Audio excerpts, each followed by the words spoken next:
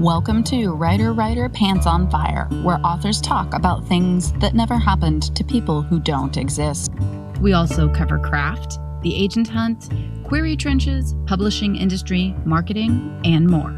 I'm your host, Mindy McGinnis. You can check out my books and social media at mindymcginnis.com, and make sure to visit the Writer Pants on Fire blog for additional interviews, query critiques, and more at writerpantsonfire.com. If the blog or podcast have been helpful to you, or if you just enjoy listening, please consider donating. Visit writerpantsonfire.com and click Support the Blog and Podcast in the sidebar. Today's guest is Abbigail N. Rosewood, whose debut, If I Had Two Lives, follows a young girl from her childhood in a military camp in 1990s Vietnam, where her mother is in hiding as a political dissident, to her adulthood as a lonely and disillusioned immigrant in New York, where she must learn what it means to love and be loved and to reconfigure home in the aftermath of ruins. Abbigail joined me today to talk about diving deep into your emotions to develop an authentic relationship with your reader. Fruit of the Bean coffee is fresh roasted after your order is placed for maximum freshness. And Fruit of the Bean donates 10% of their net profits to support orphans and those affected by human trafficking. Visit fruitofthebean.com and use coupon code WRITER at checkout to receive a 25% discount. Fruit of the Bean. Drink coffee, do good. One of the things that a lot of writers struggle with is inspiration. It can be hard to find at times. I know plenty of people that know that they have a book in them, but they aren't sure what it is. So if you could talk a little bit about inspiration, because I know that it can be a slippery muse to grab a hold of for a lot of people. I think one of the first place that a writer can go to for inspiration is memories of your own childhood, or memories the first time you felt a first love, or memories of intense emotion. So for example, one of my first tastes of acute fear was just waking up, not having my mother there. And then after that, she would be gone for nearly 5 years, and I didn't see her again. So it's my first taste of fear. And then nowadays, people call it like fear of abandonment and things like that. And it was this very primal and overwhelming experience, where my whole being at the time was just kind of reduced to a single desire of like, how do I get to my mother, and like dialing the phone and trying to reach her. And so that experience taught me a lot about love and desire. And so I think inspirations comes from like place of grief and pain. Everyone knows what it's like to be in pain, to grieve. And the source of your pain is what makes it compelling to the reader. And you're talking about fear, which of course, and you're absolutely right, you use the perfect word, it is primal. That is your reptilian brain that is kicking in. And so often that emotion of fear is also connected to love in a lot of ways, especially you mentioned first time. So the first time you fall in love, not many people have a first time I fell in love story that ends well, right? You usually are remembering it because you got your heart broken. Absolutely. We were talking about fear and love, and I think those two things can be bound up in one another, and loss as well. Obviously, you're going to feel loss connected to love in many ways. And yes, we all have those emotions. We all have those points in time in our past that we can point at and share with the author. So can you talk a little bit then about how you tap into those emotions with your fiction? One of the first thing I do is, trying to go back to those feelings. I think just allowing yourself to feel and to be honest with how you felt. Like, for example, I think the feeling of like humiliation and shame is really hard to confront. So when you're trying to tap into those feelings, our tendency is kind of to cover it up. Like, for example, honesty actually does complicate things because then you have so many more layers. So emotional honesty is really important in writing, I think.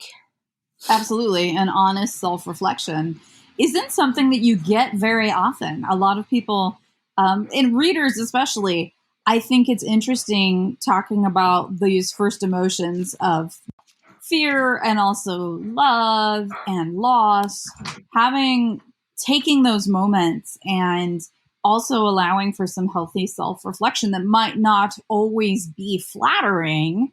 That's where you grow, right? That's where you get growth. Yes, exactly. While you write, you also can figure out what you actually felt. Yeah, and writing as self-reflection is I think an incredibly useful tool. And is that something then that you were exploring within yourself when you were working on your book, If I Had Two Lives? Because I know very often it's like I will write a character that isn't necessarily a great person, right? Or they'll make bad choices, or they'll do things that are quote unquote not within the normal realm of a good choice or a moral choice. And those characters are the ones that, quite honestly, I am going to relate to the most.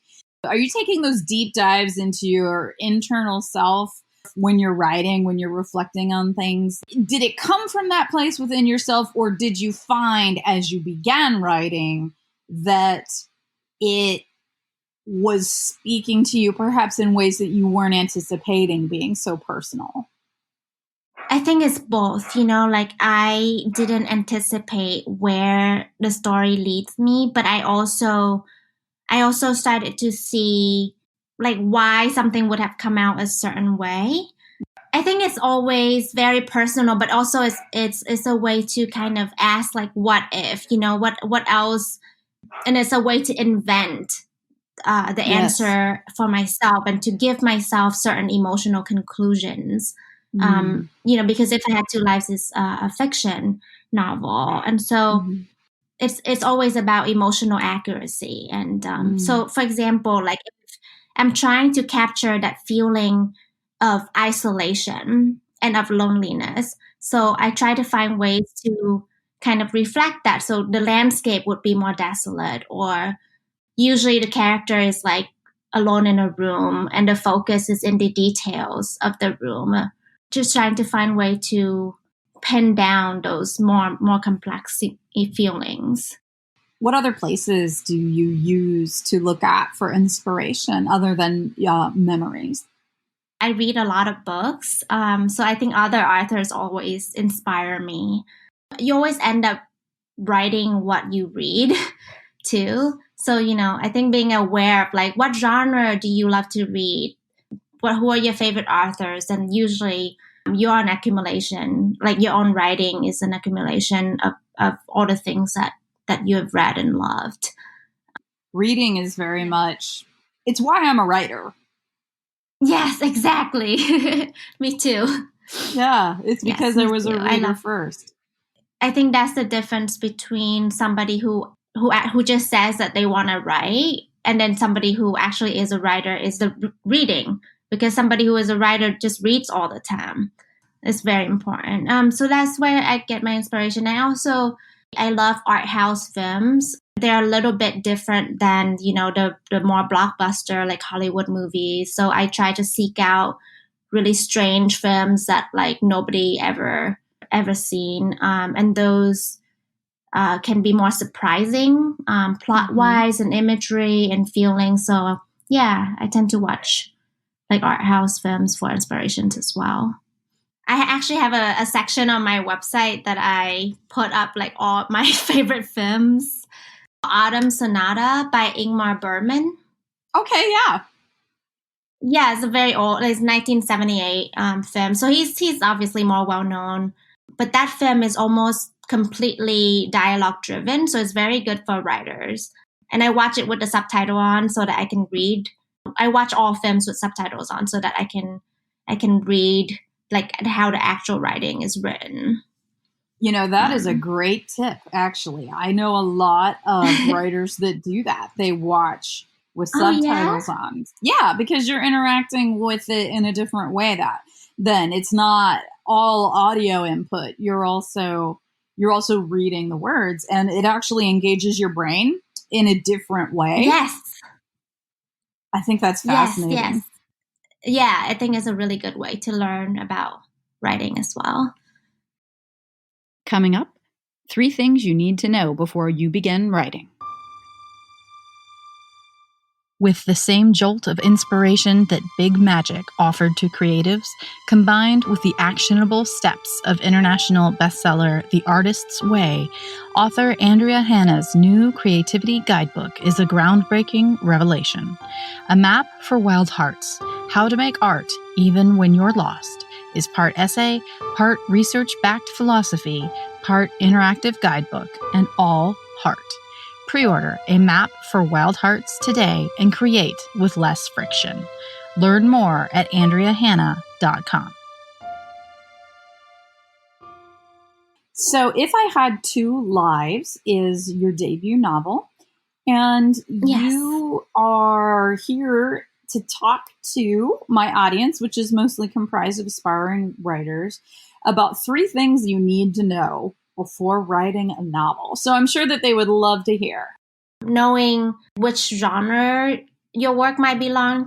Just be a good literary citizen, like knowing who you're in conversation with. Many people don't really know what the difference is between genre fiction and literary fiction. Be ready to examine, your pain and grief. I don't think that anything should be too painful to write about. Like the thing that is most painful to you is the exact thing that is most compelling. I love what you're saying about being a good literary citizen because, and this kind of came up earlier, you were talking about being a reader before you were a writer. And I can tell you so many times that I have been on tour or teaching or interacting with people that want to be writers. And sometimes I ask, well, what do you read? Who do you like to read? Who is your favorite author?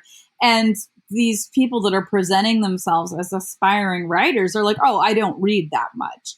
And there is this kind of feeling that, and I could be inferring from the tone, but often when I meet these people, there is this idea that they have a story inside of them that is so original and so fantastic that reading is going to pollute their inner workings, or that they don't feel like anything that has been written is worthy of them to read because they have something better to bring to the public. And that's just simply not true. There are only so many storylines. Everything has been done. All we're doing is bringing our own experiences and our own twist to it. So being a good literary citizen, just beyond labeling yourself as a writer, you have to be a reader. If you're not a reader and if you're not out there experiencing the art form as a consumer and you just want to be the artist, that is a dead end. Yeah, I agree. I think that's probably a little bit arrogant, or not a lot arrogant, if not a lot arrogant. Just to assume that that nobody else has anything to teach you. It's just not a good place to start. So reading a lot is essential for sure. You also mentioned being willing to dive deep and ask yourself those hard questions and re-experience your own pain.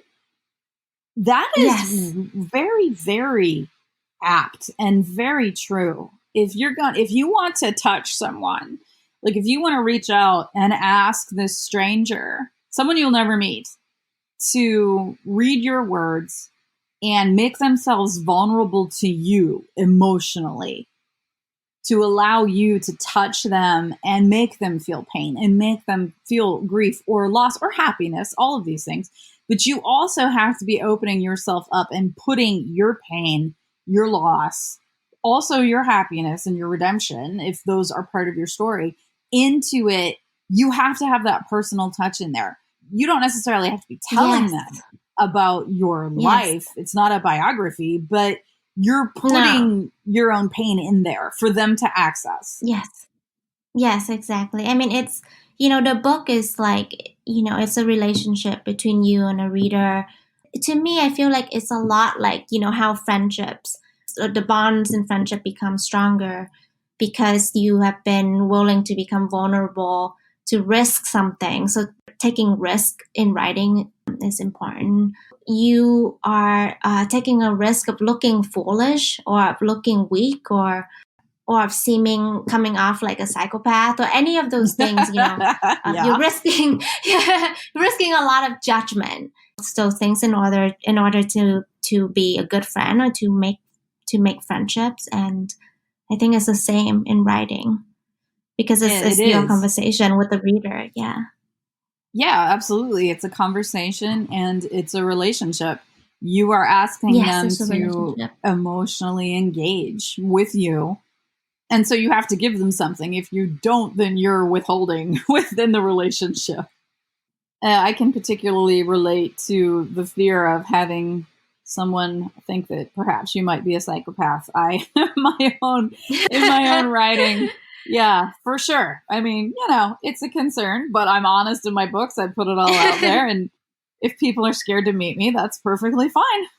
The writer typically has multiple selves because you dive into the characters, but also, there's like a writing self and like there's like the human self. And I think my writing self is like particularly like cruel, more willing to like slaughter the characters, more willing to take risks, to make them go through things or to allow them decisions I myself wouldn't exactly make.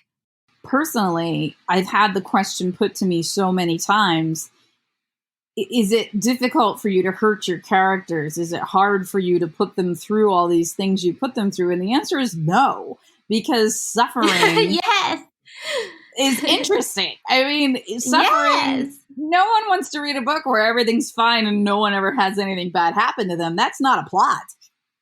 Yeah, exactly. And people who suffer are also interesting. When somebody's telling you a story, you want to hear about issues. That's like the entire human experience is our troubles.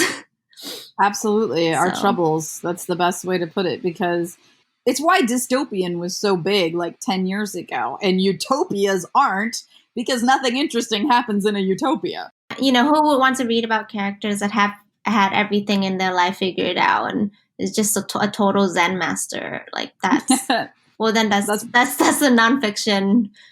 That's a self-help book. Yeah. Lastly, the publication process and the sting of rejection after publication. Make your pages look professional with Vellum. Margins, headers, page numbering, font, line spacing all happen automatically with every book you create. Generate ebooks for Kindle, Apple Books, Kobo, and others, or deliver a beautiful print book to your readers. Visit tryvellum.com/pants to learn more. Vellum. Create beautiful books. Let's talk about the actual publication process. It can be so difficult. A lot of my listeners I know struggle with those steps. Like once you've gotten to the point where you're opening yourself up emotionally, you're taking those steps, you're accessing yourself, and you have written the book. Talk about your publication journey and the steps that you took and how you arrived where you are with your debut, If I Had Two Lives. I, just Googled a lot of query letters, and I copied and I made a document of like, just 20 different query letters online, and just seeing like how to best summarize and put forth my work. I also went to a writing conference at the New School, and they had this thing called agent and author speed dating. You can pitch your work with like a few agents there. So I did that. And that's actually where I met my agent. I think she was paired up with a different author, but then her author didn't show up. So I just kind of swooped in and started talking. So it was kind of awkward, but then, everything was fine. So later on, I went home and sent her my work. I worked on the query letters for months. It's only one page, but I scrutinized it. I had friends who read it and gave me feedback. I sent out my query letter to as many agents as I could find. And I read a little bit on the bio what they're looking for so that I could personalize each letter. So that's the querying process. I mean, that alone can take forever to go through. But then the next step is, obviously waiting for a representation or an offer of representation and then signing with the agent. For my book, I did some edits with her, and then the book went on the first round submission and it got all rejections back. And then I took a month off of not looking at it again, not doing anything with it. And then after that, I went back in to do more edits based on all the feedback that we got from the editors. After that, she went on submission for the second time, and that's when I got an offer from a publisher. So you met your agent at a conference. Yeah. That can be really intimidating for a lot of people. It sounds like you saw an opportunity and you put yourself out there. And that takes a lot of courage. And I know that courage can be kind of alien to some aspiring writers. It takes a lot for them to even show up at a conference, let alone sit down in front of an agent, especially if it wasn't their slot and you just saw an opportunity and jumped. So can you talk about that? Talk about how you felt emotionally jumping in there and what that conference experience was like. Of course, I was terrified. I'd never done anything like that. And, I'm a pretty shy person. I went to the conference with a paragraph memorized. And I know that I'm going to sound kind of robotic through some of it, but it just, once you start pitching enough times, then it will come more naturally. But I came prepared, essentially. So I think I was quite prepared, but I was very nervous. And I mean, to this day, I'm still quite nervous when people ask me what my book is about. So I don't think that ever really goes away. You get better at pitching yourself and wearing that salesman cap. You were talking earlier about putting on your writer cap. And, my personality as a writer is one thing. My personality of who I am in the daily world is another. And the same is true. You have to be able to switch out your writer cap with your marketing cap. And you were talking about the query letter and how difficult that is to write. It is. And one of the reasons why is because it's a piece of marketing. You're not writing a query letter as a literary author. You're writing it as a marketer. And that can be a really awkward place for a lot of writers to come from. It is. Because you have to, all of a sudden, you have to sound like you fully believe in yourself, which is so hard to do. It takes practice, and you can take your time writing the query letter and making it. Yeah, mine went through 10 drafts or something like that, probably more. So, and how many queries did you send out? Do you know? I probably sent out over 50. Okay. I know at least over 50. A lot of agents never even got back to me. Or some just got back to me 4 months after I queried, which at the point I already signed with an agent. It's just a really long and drawn out process of waiting. And it does wear down that confidence. But you have to wear it even if you're not feeling confident. When you do that pitch, when you sit down in front of an agent, you do have to have that confidence on you. Even if you're faking it, you still have to dig deep and see if you've got that in you somewhere. And it's okay to be rejected, obviously. It's sometimes it can be a good thing if the agent or the editor reject you. Because if you end up with the wrong person, it can be a really bad journey. Speaking of rejection, you said your entire first round of sending out the actual novel to editors met with rejection. So yes. How does that, I always think it's interesting to talk about that particular stage of rejection versus the query stage of rejection. Because with query, they're just like, you know what, it's not my thing. I'm not really interested in it. But at the level of being rejected by the full manuscript, they're actually rejecting your writing.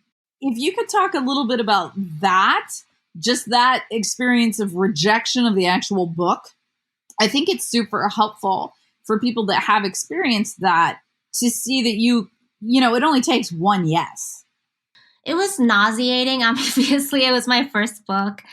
I thought it was like the end of the world. I thought that it was never going to get accepted anywhere. You know, I would burst out in tears randomly in public, like walking down the street, and all of a sudden it would come. And I was just in such a bad place because I thought I put everything I could into the book. And I was just thinking, like, if they don't want this, there's nothing else that I could offer that they would want. Feeling of despair. So you have to kind of wait for that to pass and to calm down before you could go back and really try to work on it and address the issues that came up, the editor's notes. It was horrendous. Horrendous is the right word. It's incredibly painful. Artists make art because we want to be understood too. And I think it just more confirmation that nobody understands. And so that's a really painful feeling. But yeah, all it takes is one person to get it. I think the other thing that is important for people to realize is that you get that one, and that's fantastic, and it's a beautiful feeling, but you still have to keep working. So you have managed to get that first book out there, and immediately you have to ask yourself, okay, what next? It doesn't end. And the rejections don't end either. I thought that after I put out my first novel, if I write short stories or an essay, I would have an easier time placing them in newspapers or journals or anything like that. Nope. Still rejections, still difficult as ever. Going back to 3 things to know before writing a novel, I would add that one of them is to know that the life that you've chosen is a life of rejections. Yes. And you have to be okay with that. Yes, absolutely. Because rejections never stop. You're going to get bad reviews. You will, no matter what. And bad reviews are a rejection. And then even after having, sold a book, it's you can't really just wash your hand off responsibility. It's you have to help with promotion, and you have to be able to talk about the book in an intelligent way, an honest way. So it just continues. I think it's interesting, the authors that choose to publish anonymously. In a way, it takes great confidence to publish anonymously too, because it's just saying my work can just stand on its own without me having to be attached to it or to have to present it or market it a certain way. I certainly don't have that kind of confidence.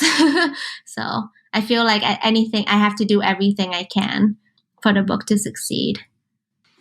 All right. So last thing, why don't you tell us where listeners can find you online on social media and where they can find your book? Facebook, I have an author page, and where I, update just new writing and events and whatnot. And then I also have an Instagram. Yeah, so that's where you can find me.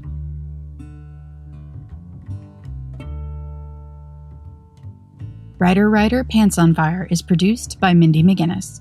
Music by Jack Corbel. Don't forget to check out the blog for additional interviews, writing advice, and publication tips at writerpantsonfire.com. If the blog or podcast have been helpful to you, or if you just enjoy listening, please consider donating. Visit writerpantsonfire.com and click Support the Blog and Podcast in the sidebar.